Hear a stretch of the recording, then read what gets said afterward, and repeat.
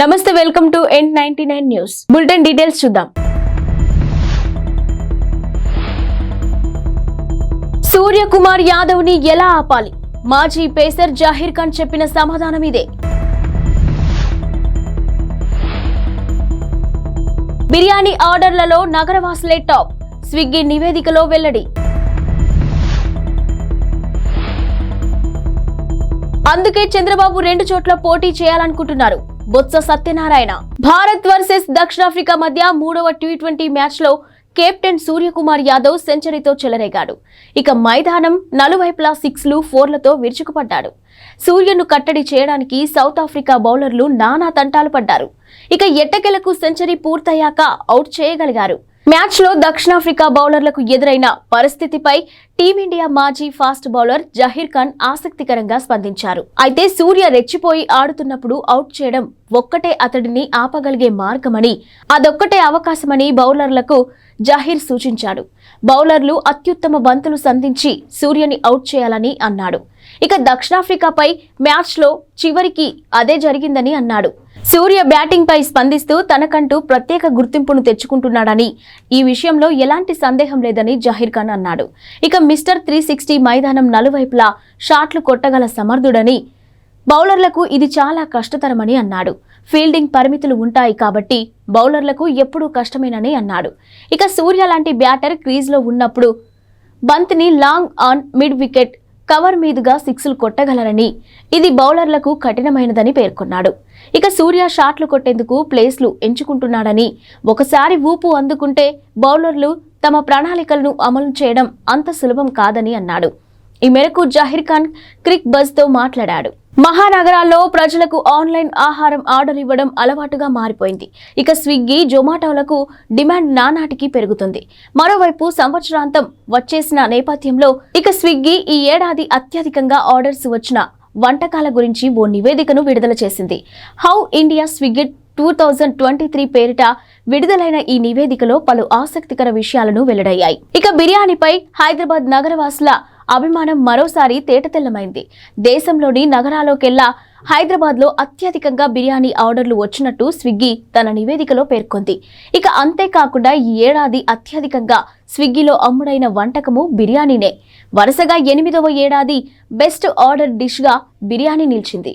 సెకండ్కు 2.5 బిర్యానీలు అమ్ముడుపోయాయని నివేదికలో తేలింది. ఇక జనవరిలో ఏకంగా 4.30 లక్షల బిర్యానీలకు ఆర్డర్లు అందాయని, ఇక జనవరి 1 నుంచి నవంబర్ 23 వరకు మొత్తం 2.49 బిర్యానీ ఆర్డర్లు వచ్చాయని పేర్కొన్నారు.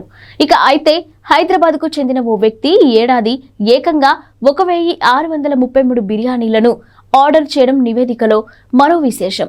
దీంతో పాటు హైదరాబాద్ వాసులు మొత్తం 6 లక్షల విలువైన ఇడ్లీలు ఆర్డర్ చేశారు. అత్యధికంగా ఆర్డర్ నమోదైన నగరాల్లో ఢిల్లీ, చెన్నై తర్వాతి స్థానంలో హైదరాబాద్ నిలిచింది. వైసీపీలో నియోజకవర్గాల ఇన్ఛార్జీల మార్పులపై విపక్షాలు విమర్శలు గుప్పిస్తున్న సంగతి తెలిసిందే.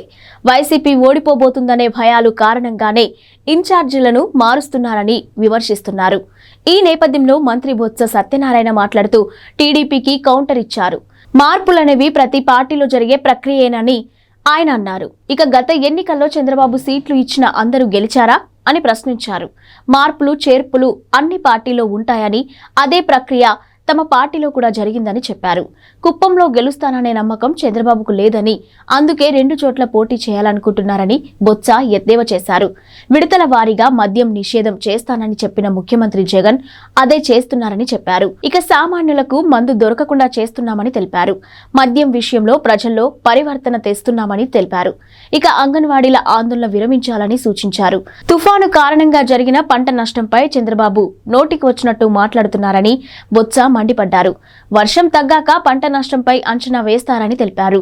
రంగు మారిన ధాన్యాన్ని కూడా కొనాలని ముఖ్యమంత్రి సూచించారని చెప్పారు. ప్రజలకు అండగా ఉన్నది వైసీపీ అని, వచ్చే ఎన్నికల్లో టీడీపీ తుడిచిపెట్టుకుపోవడం ఖాయమని జోసెం చెప్పారు. బహిరంగ మూత్ర విసర్జన వద్దన్నందుకు ఓ మాజీ సైనికుడు కాల్పులు జరిపాడు. దేశ రాజధాని ఢిల్లీలో బుధవారం రాత్రి జరిగింది ఈ ఘటన.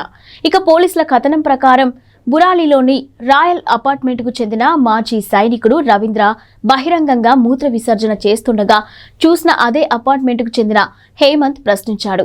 బహిరంగ మూత్ర విసర్జన చేయకూడదని హెచ్చరించారు. దీంతో ఆగ్రహంతో ఊగిపోయిన రవీంద్ర చెప్పేందుకు నువ్వెవరంటూ అతడిపై తుపాకీ ఎక్కుపెట్టాడు. 2 రౌండ్లు కాల్చాడు. కాల్పులో హేమంత్ గాయపడ్డాడు. వారించిన మరో వ్యక్తిపైన రవీంద్ర దాడికి దిగాడు. ఈ ఘటనపై కేసు నమోదు చేసుకున్న పోలీసులు నిందితుడు రవీంద్రను నిన్న అరెస్ట్ చేశారు. ఘటన జరిగిన సమయంలో నిందితుడు మద్యం మత్తులో ఉన్నట్టు తెలిపారు. ఎన్నికల ప్రచారంలో కాంగ్రెస్ ఇచ్చిన 6 గ్యారంటీల్లో ఒకటైన 500K గ్యాస్ సిలిండర్ పథకం హామీని నిలబెట్టుకునేందుకు రేవంత్ రెడ్డి ప్రభుత్వం రెడీ అవుతుంది. ఇక మహాలక్ష్మి పథకం కింద అందించనున్న గ్యాస్ సిలిండర్ను అందించనుండగా ఇందుకోసం 2 రకాల ప్రతిపాదనలు సిద్ధం చేసినట్టు తెలుస్తుంది. రేషన్ కార్డు ఉన్న వారితో పాటు లేని వారిలోనూ లబ్ధిదారులను ఎంపిక చేయడం అందులో మొదటిది కాగా, ఇక రెండవది రేషన్ కార్డుతో పని లేకుండా లబ్ధిదారులకు అందించడం రెండవదని చెప్పుకొచ్చారు. రాష్ట్రంలో మొత్తం 1.20 కోట్ల గ్యాస్ కనెక్షన్లు ఉండగా వీరిలో 44% మంది అంటే 52.80 లక్షల మందికి ప్రతి నెల రిఫిల్ బుక్ చేసుకుంటున్నారు. ఇక రేషన్ కార్డు ఉన్న కుటుంబాలు 89.99 లక్షల చొప్పున. ఈ లెక్కన తొలి ప్రాతిపాదికన ప్రకారం ఈ పథకాన్ని త్వరగానే అమలు చేయవచ్చు. కాకపోతే అనర్హులు కూడా లబ్ధిదారులయ్యే అవకాశం ఉందని పేర్కొన్నారు. అంటే దాదాపు 1 కోటి మందికి పైగా 500 రూపాయలకే గ్యాస్ సిలిండర్ ఇవ్వాల్సి ఉంటుంది. అదే రెండో ప్రతిపాదనను కనుక పరిగణలోకి తీసుకుంటే లబ్ధిదారుల గుర్తింపు కోసం ఎక్కువ సమయం పట్టే అవకాశం ఉంది. కేంద్ర ప్రభుత్వ విజ్ఞప్తి మేరకు గివిటప్ లో భాగంగా రాష్ట్రంలోని 4.2 లక్షల మందికి రాయితీని వదులుకున్నారు. ఇక దీంతో మిగిలిన వినియోగదారుల్లో ఎంతమందిని ఈ పథకానికి ఎంపిక చేస్తారనేది ఆసక్తికరంగా మారింది. ఇక ఈ పథకానికి ఎంపికయ్యే లబ్ధిదారులకు ఏడాదికి 6 సిలిండర్ల చొప్పున ఇస్తే ప్రభుత్వంపై దాదాపుగా 2,225 కోట్ల అదనపు భారం పడుతుంది. ఇక అదే 12 సిలిండర్లు ఇస్తే కనుక ఇది రెండింతలవుతుందని పేర్కొన్నారు. బీఆర్ఎస్ ప్రభుత్వం గతంలో ఏర్పాటు చేసిన కొత్త జిల్లాలను కుదించడం ఉండదని ఎమ్మెల్సీ జీవన్ రెడ్డి పేర్కొన్నారు. వాటితో ప్రజలకు కొంత ప్రయోజనం చేకూరిందని పేర్కొన్నారు. ఇక గురువారం కరీంనగర్లో ఏర్పాటు చేసిన మీడియా సమావేశంలో ఆయన ఈ విషయాలను వెల్లడించారు. కొత్త జిల్లాల ఏర్పాటుతో ఆయా ప్రాంతాల్లోని మెడికల్ కాలేజీలు వచ్చాయని, అటువంటి అభివృద్ధి వల్ల ప్రజలకు మేలు జరుగుతుందని పేర్కొన్నారు. హుస్నాబాద్ నియోజకవర్గ కేంద్రాన్ని కరీంనగర్ జిల్లాలో విలీనం చేయాల్సిందేనని రేవంత్ రెడ్డి పర్యటనలో ఈ విషయమై తాను అక్కడి ప్రజలకు హామీ ఇచ్చానని తెలిపారు. ఇక రాజకీయ ప్రయోజనాల కోసం సిద్దిపేట జిల్లాలో కలిపిన హుస్నాబాద్ను మునుపటిలా కరీంనగర్ కు మార్చుతామని స్పష్టం చేశారు. రామ్ గోపాల్ వర్మ తాజా చిత్రం వ్యూహం ఈ నెల 29న థియేటర్లోకి వస్తుంది. ఈ సినిమా ప్రమోషన్లో ప్రస్తుతం వర్మ బిజీగా ఉన్నారు. ఎక్స్ వేదికగా తనదైన శైలిలో కామెంట్లు చేస్తూ ప్రేక్షకులను ఆకర్షించే ప్రయత్నం చేస్తున్నారు.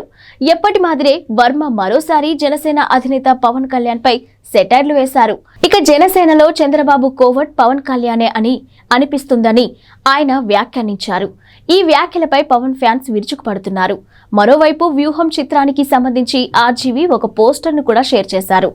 ఇందులో పసుపు రంగులో ఉన్న ఒక సైకిల్ ను ఉంచారు. టీ గ్లాస్ జనసేన గుర్తును తాను పట్టుకున్న ఫోటోను పెట్టారు. వెనుక ఒక చింపాంజీ కూడా ఉంది. నా వెనుక ఉన్న జంతువుకు చీర్స్ అని క్యాప్షన్ పెట్టారు. ఏపీలో యురేనియం అన్వేషణ జరుగుతున్నట్టు కేంద్ర అణు ఇంధన శాఖ మంత్రి జితేంద్ర సింగ్ తెలిపారు. గురువారం రాజ్యసభలో సంత్ బల్బీర్ సింగ్ అడిగిన ఓ ప్రశ్నకు మంత్రి ఈ మేరకు సమాధానమిచ్చారు. మొత్తం 4 జిల్లాల్లో యురేనియం కోసం అన్వేషిస్తున్నట్టు వెల్లడించారు. వైఎస్ఆర్ జిల్లాల్లోని నల్గొండవారిపల్లె, అంబకపల్లె, బక్కన్నగారిపల్లె, శివరాంపురం, పించ, కుమ్మరంపల్లె, నాయగాపల్లెలో అన్వేషణ సాగుతుందని మంత్రి పేర్కొన్నారు. ఇక పల్నాడు జిల్లాలో సారంగపల్లె, మదనపాడు, తంగెడ, కర్నూలు జిల్లాలో బొమ్మరాజుపల్లె, వినకహల్పాడ్, కప్పట్రాల, అన్నమయ్య జిల్లాలో కాటమాయకుంట, వరికుంటపల్లెలు ఉన్నాయని చెప్పారు. Atomic minerals director of exploration and research ఇటీవల కాలంలో ఇక్కడ అన్వేషించినట్టు పేర్కొన్నారు. ఇక ఏపీలోని కన్నంపల్లె, తెలంగాణలోని చిత్రియాల్ వద్ద కొత్త గనులు, ప్లాంట్లు ఏర్పాటు చేసే విషయమై యురేనియం కార్పొరేషన్ ఆఫ్ ఇండియా ప్రారంభించిన పనులు వివిధ దశల్లో ఉన్నట్టు తెలియజేశారు. ఎన్నికల హామీల్లో భాగంగా మహాలక్ష్మి పథకం కింద ఆర్టీసీ బస్సుల్లో మహిళలకు ఉచిత ప్రయాణాన్ని కాంగ్రెస్ ప్రభుత్వం ఇప్పటికే అమలు చేస్తుంది. కాగా గురువారం రాత్రి 12 గంటల నుంచి జీరో టికెటింగ్ విధానం అమల్లోకి వచ్చింది. ఇక శుక్రవారం నుంచి జీరో టికెట్లను జారీ చేయాలని ఆర్టీసీ అధికారులకు ఆర్టీసీ ఎండీ వీసీ సజ్జనార్ ఆదేశాలను జారీ చేశారు. ఈ విధానాన్ని గురువారం రాత్రి ప్రయోగాత్మకంగా పరిశీలించారు. అది విజయవంతం అవడంతో అమల్లోకి తీసుకొచ్చారు. ఇక ఈ మేరకు టికెట్లు జారీ చేసే టీం మెషిన్లలో ప్రత్యేక సాఫ్ట్వేర్ ను ఇన్స్టాల్ చేశారు. ఎక్కడి నుంచి ఎక్కడికి ప్రయాణిస్తున్నారు, ప్రయాణించేది ఆర్డినరీ బస్సా లేక ఎక్స్ప్రెస్ బస్సా అనే వివరాలు జీరో టికెట్ పై రికార్డ్ అవుతున్నాయి. ఇక బుధవారం రాత్రి నుంచే వీటి పనితీరును పరిశీలించారు.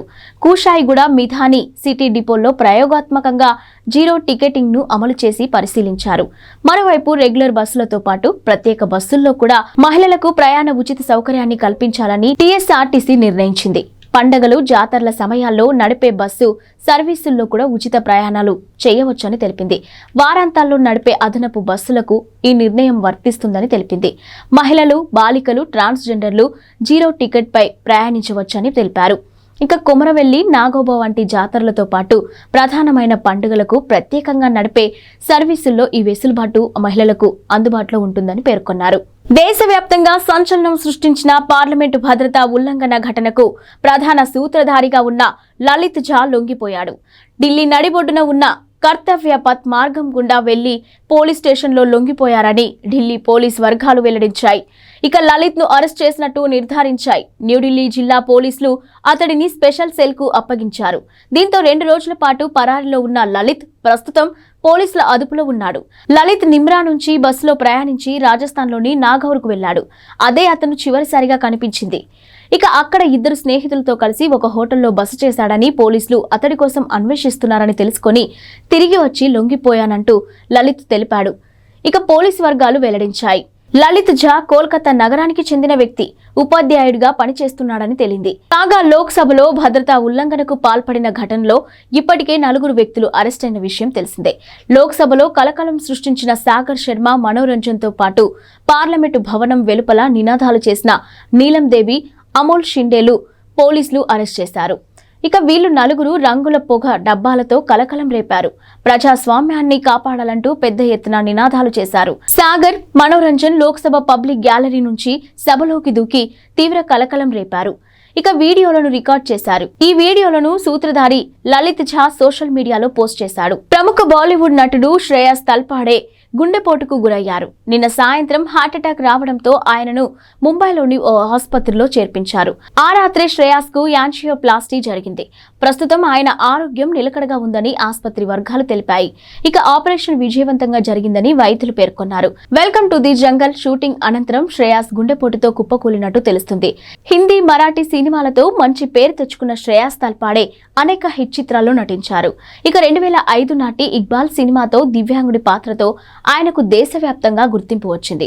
మరాఠీ టీవీ షోలతో పాటు మొదట్లో గుర్తింపు ఆయన ఆ తర్వాత ఇక్బాల్ తో దేశం దృష్టిని ఆకర్షించారు. ఓం శాంతి ఓం, గోల్మాల్ రిటర్న్స్, హౌస్ఫుల్ 2 వంటి హిట్ చిత్రాల్లో ముఖ్య పాత్రలు పోషించారు. క్రిటిక్స్ ను మెప్పించిన డోర్ సినిమాలో తన నటనతో శ్రేయాస్ మంచి మార్కులు పొందారు. ఈ సంవత్సరం pan India block buster Pushpa Hindi version లో అల్లు అర్జున్ పాత్రకు శ్రేయాస్ డబ్బింగ్ చెప్పారు. దక్షిణాఫ్రికాపై 3వ టీ20 మ్యాచ్ తో సెంచరీతో చెలరేగిన కెప్టెన్ సూర్యకుమార్ యాదవ్ అసాధారణ రికార్డులు నెలకొల్పాడు. ఇక అంతర్జాతీయ టీ20 క్రికెట్ లో 4 సెంచరీలు సాధించిన 3వ బ్యాట్స్మెన్ గా మిస్టర్ 360గా నిలిచాడు. ఇక ఈ జాబితాలో చెరో 4 సెంచరీలతో ఉన్న రోహిత్ శర్మ, గ్లెన్ మ్యాక్స్వెల్ సరసన నిలిచాడు. అయితే సూర్యకుమార్ కేవలం 57 ఇన్నింగ్స్లలో ఈ రికార్డును సాధించగా రోహిత్ 79 మ్యాచ్లు, మ్యాక్స్వెల్ 92 ఇన్నింగ్స్ ఆడడం గమనార్హం. దీనిని బట్టి సూర్య ఎంత వేగంగా 4 సెంచరీలు అందుకున్నాడో అర్థమవుతుంది. ఇక టీ20 ఫార్మాట్లో వీళ్ళు 3 మాత్రమే 4 చొప్పున సెంచరీలు నమోదు చేయగా Sabawoon David 3, Colin Munro 3, Babar Azam 3 ఆ తర్వాత స్థానాల్లో ఉన్నారు. ఇక దక్షిణాఫ్రికాపై సూపర్ సెంచరీ సాధించిన సూర్య ఖాతాలో మరో 2 రికార్డులు పడ్డాయి. టీ20లో అత్యధిక స్కోర్ సాధించిన 3వ భారత కెప్టెన్ గా సూర్య నిలిచారు. ఇక సూర్య సాధించిన 4 సెంచరీలు వేర్వేరు దేశాల్లో నమోదు చేయడంతో మరో రికార్డుగా ఉంది. ఇంగ్లాండ్, న్యూజిలాండ్, ఇండియా, దక్షిణాఫ్రికాలో సెంచరీలు బాదాడు. ఈ ఫీట్ సాధించిన ఏకైక ఆటగాడిగా మిస్టర్ 360 నిలిచాడు. మ్యాక్స్వెల్ సెంచరీలో 2 భారత్లో, శ్రీలంక, ఆస్ట్రేలియాలో ఒక్కొక్కటి చొప్పున బాదాడు. ఇక రోహిత్ ఇండియాలో 3, ఇంగ్లాండ్లో 1 సెంచరీ కొట్టాడు. ఇవి ఇప్పటివరకున్న బులెటిన్ అప్డేట్స్. Keep watching.